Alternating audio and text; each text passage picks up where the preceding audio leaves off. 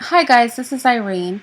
I wanted to come to you and just do a video that was responding to a lot of your comments on my Whites Receive the Most Welfare video. This video isn't even cold on the internet yet. I put it up late last night. You guys jumped all over it, and I just want to address some of the issues that you guys brought up.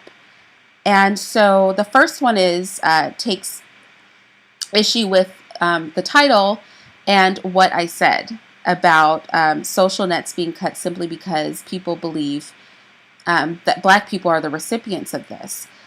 Eagle Vision literally said, "Where did you get that eliminating welfare because more Blacks are on it? I've never heard of that, and I'm a Black male." And I just find that amazing, Eagle Vision, because let's just take a look at the rest of the world, okay? So let's look at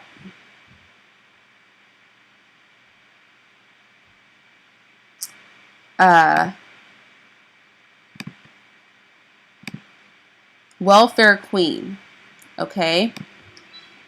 I typed in welfare queen on a Google search, and I see a big fat Black woman first. A lot of cartoons. They did a Black woman and a white woman, but I'll tell you where this came from. This one. This came from a study. Here goes another welfare queen. She tells all. Here's another one. Obama voting welfare queen caught using food stamps. Here's another one. There she is with all her kids. Let's see. Tracing the specter of the welfare queen. Here goes a white woman with clearly mixed children. Oh, look at this, welfare queen. Pregnant Black lady with kids, the welfare queen stereotype. Oh, apparently there is a stereotype. I'm not the only one that's heard of this. All right, here we go. What is this? Type of welfare queen. I get a lot of Black people. Okay, I really do. But let's go to this study, okay? It's time for the welfare queen myth to die, this non-existent myth. Why does it need to die? Welfare queen becomes an issue in the Reagan campaign. This is from the Washington Star, back in Reagan years. This has been a myth that's been around for a long time, so that's pretty amazing to me that you've never heard of this. Let's look at a study that was done. Let me do a close-up of this picture. This is a study that was done where they used two individuals dressed the same, and then they asked people what they thought. All right, let's look at what the study showed. Oh, I didn't mean to get rid of that. Hold on.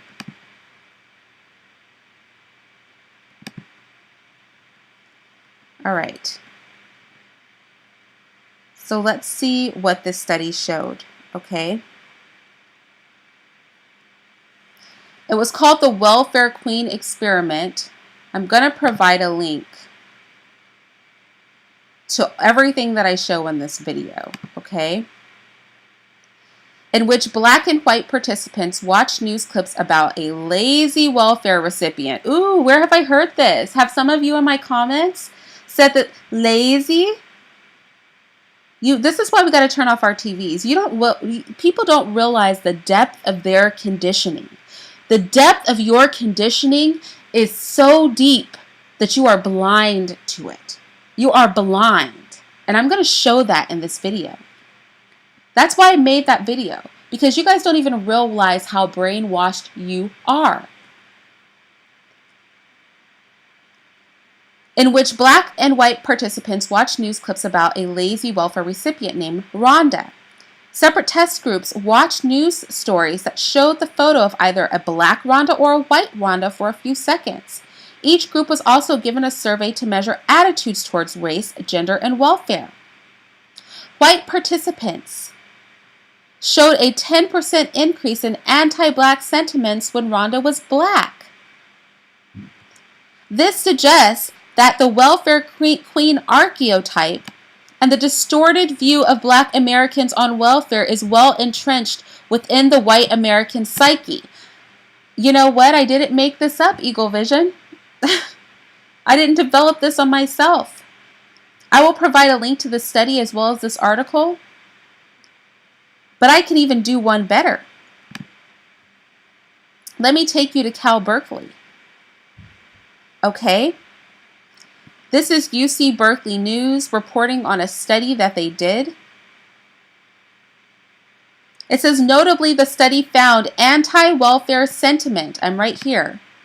Sorry, I'm right here right now. Notably, the study found anti-welfare sentiment to be selective insofar as threats to whites standing led to whites opposing government assistance programs they believed largely benefited minorities, while not affecting their views of programs they thought were more likely to be to the advantage of whites. Didn't make this up. I didn't make that video because I just want to pick racial battles. I made the video because it's reality. And denying reality is not going to, look at you guys blowing up my stuff. It's early in the morning. What are you people doing? Okay? And to show you what I mean, and this is going to bring us into my next point, Wade Sowers, who I like. Big up to Wade. First of all, he had me laughing in his comment because he was like, Asian people don't go around yelling Asian power. And I just, or Asian pride or something, and I was dying. But he said, yes, Irene, the majority of welfare is going to other races. People are different colors. Most Hispanics identify as brown. Wade is so cute. And then he goes on to give some stats that he sort of is misinterpreting.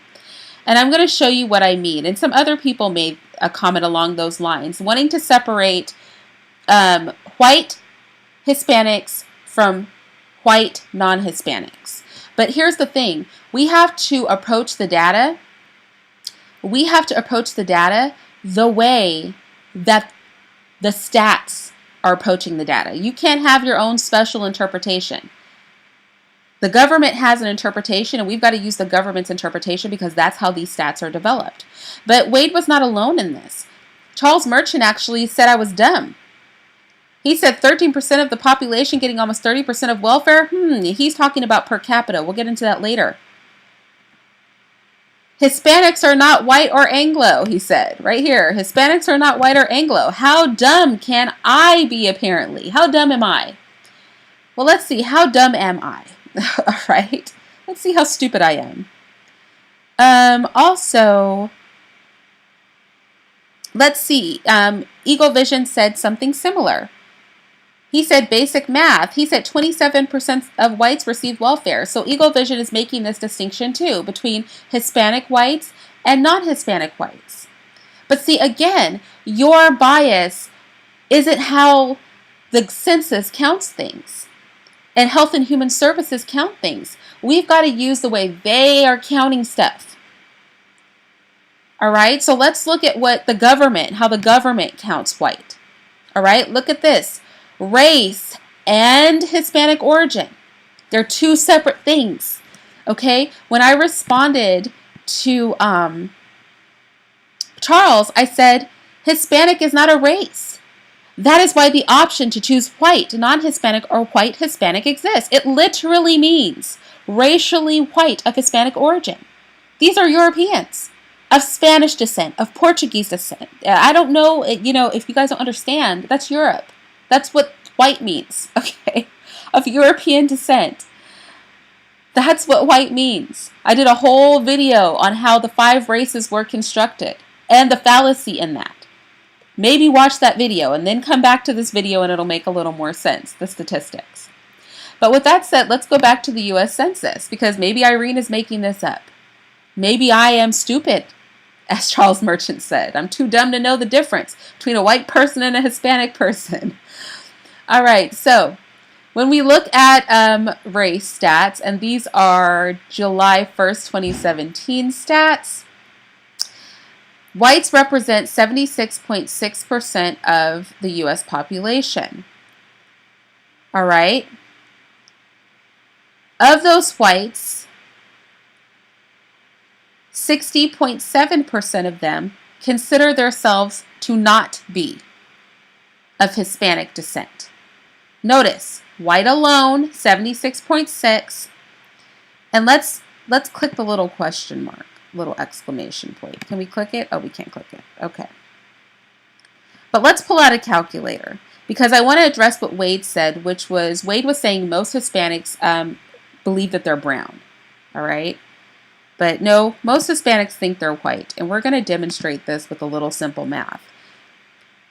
76.6% of the U.S. population is white.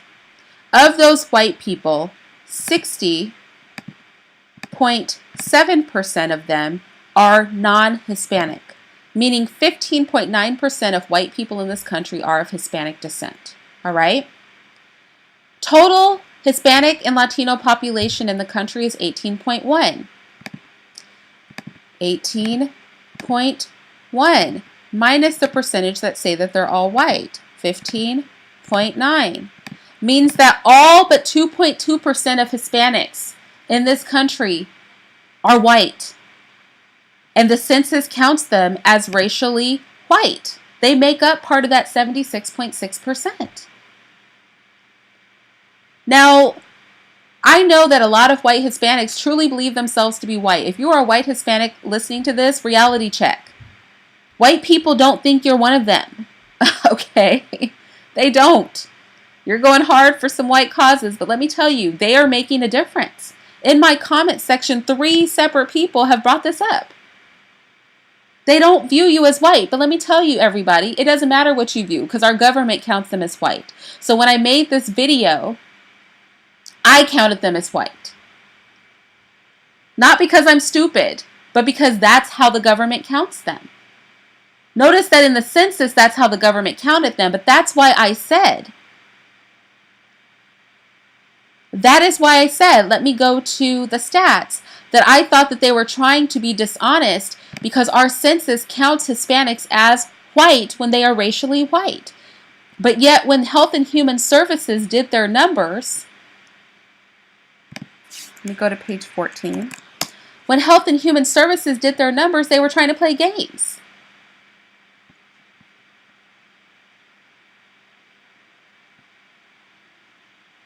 They were trying to play games. They put white people over here and Hispanic people over here.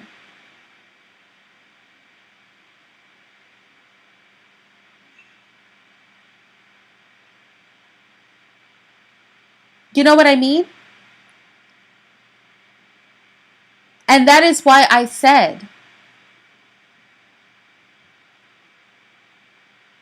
that they were fudging the numbers to their benefit. But let me say this, even if, listen to it now, even if I gave you that only 27.5%, if I didn't count the Hispanics that are racially white, whites would still be disproportionately represented per capita. And 2 people made this per capita argument but didn't pull out a calculator. You know, you got to use calculators before you make per capita arguments. It's really important. Hugely important to pull out calculators. All right? Calculators.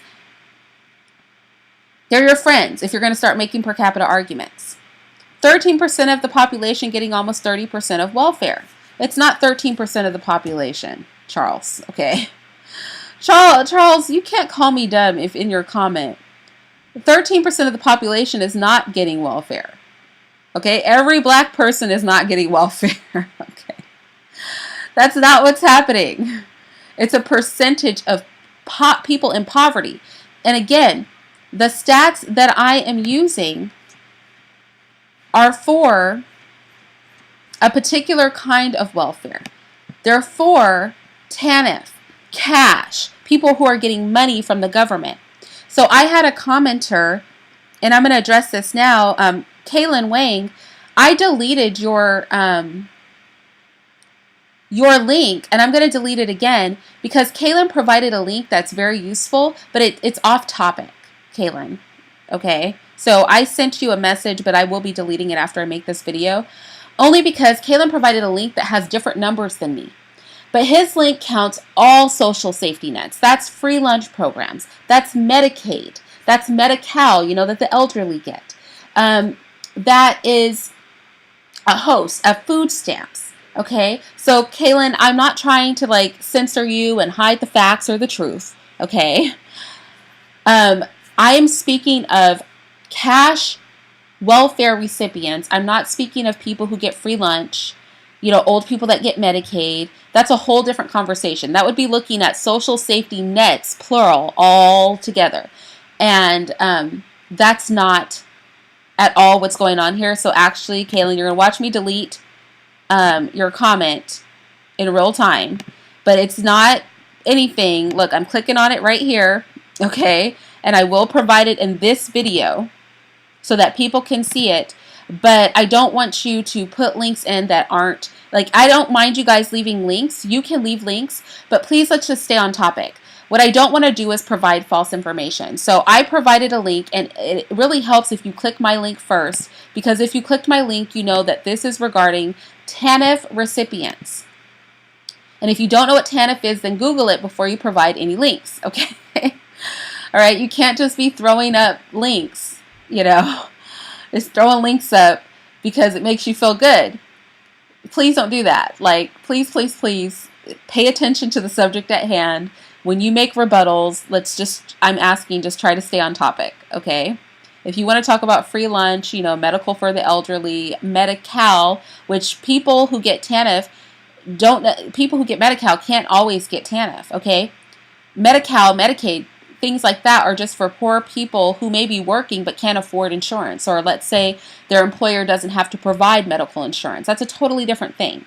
All right, so I don't want to lump all social safety nets into this discussion because we are talking about people who get money for the government, the poorest of the poor. So anyway, back to the per capita stats. So people were arguing per capita stats with me. And let me just see. All right. So again, if we look at the per capita stats, and everybody who argued per capita stats wanted to separate whites from everybody else. But here you go. This is from the census. And notice that white is one category. Count it together. And then the subcategory of white is non-Hispanic white. I just want to point this out. Okay? Non-Hispanic whites, you're counted with Hispanic whites. We see it again here in the census. We see it again right here. Okay, I'm going to provide the links to this. But let's say I only count non-Hispanic whites. Let me do that, okay? So these are people in poverty. People in poverty by selected characteristics, 2015 and 2016, okay? These are the most recent ones. So for white people total, 11% of whites are in poverty, but for only just non-Hispanic whites, 8.8% of them are in poverty. Okay? So about 9%. So when we talked per capita, well, hold on. Let's also look at the percentage of black people in poverty. Oh, where did they go? Here we go. So as far as the percentage of black people in poverty, 22% of people in poverty in our country are black. Just straight up black. Okay? Now, if we talk per capita, I don't even have to do math. Did you ever have those games at school, where you had a marble jar and you had to make an estimate of how many marbles were in there? This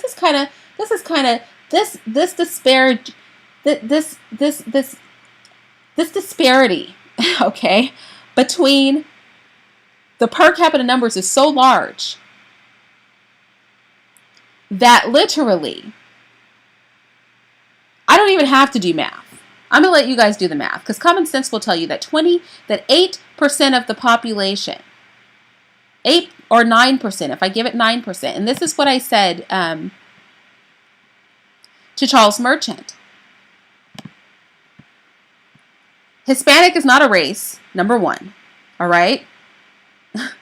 And number two, if blacks make up 27.4% of people in poverty and whites only 9%, Blacks make up about 28% of people in poverty. Whites make up 9% of people in poverty. Why? I called his logic ignorant. Are there an equal number of whites, poor whites, because you have to be in poverty to get cash benefits, as to blacks? Per capita, that doesn't make sense.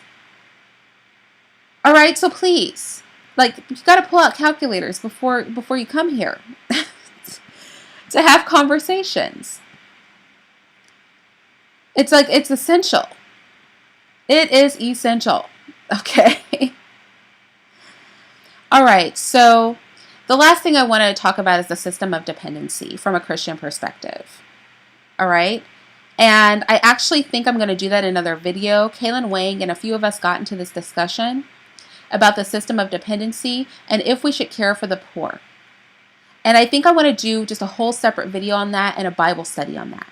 Like, honestly, I really, really do. I'm not even going to do that here because that's like a whole nother thing. I think this idea that poor people are lazy or that it's a system of dependency or people are making a choice to be poor, it's something they've done. I think that is the truth in some cases, but not overwhelmingly. And so I'm going to do a whole separate video on that. But in this video, I just wanted to come. I just wanted to address some of your, questions. I just love when people tell me it's basic math and things like that. Like, and they've done no math. Okay. So we did some math here. I hope you guys enjoyed this video. And I will talk to you guys